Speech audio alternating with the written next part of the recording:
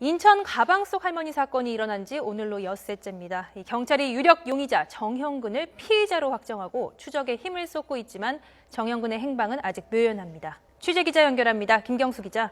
네, 서해부입니다. 네, 이미 공개 수배된 상태라 앞서 수원 엽기 살인 사건의 피의자 박춘봉처럼 빨리 잡을 수 있지 않을까 기대를 했었는데 아닌가 보네요.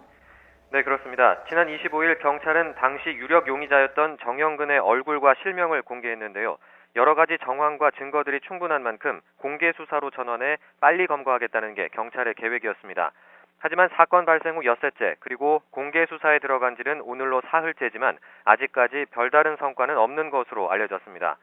경찰 관계자에 따르면 공개 수배 후 전국 곳곳에서 제보가 들어오고 있긴 하지만 아직 결정적 제보는 없었던 것으로 알려졌습니다. 네, 수사에 난항을 겪고 있는 것으로 보이는데 이유가 뭐죠? 네, 우선 피의자 정형근이 단서가 될 만한 흔적을 남기지 않고 있기 때문입니다.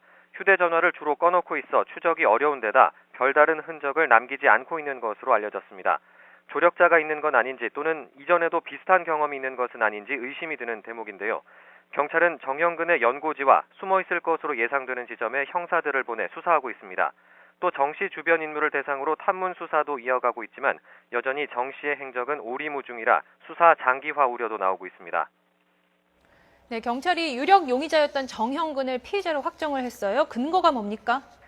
네, 어제 국립과학수사연구원에서 전달받은 DNA 감식 결과가 근거입니다. 경찰은 어제 오전 국과수로부터 넘겨받은 DNA 감식 결과 시신이 담겨있던 가방의 손잡이에서 정형근의 DNA가 검출됐다고 밝혔습니다.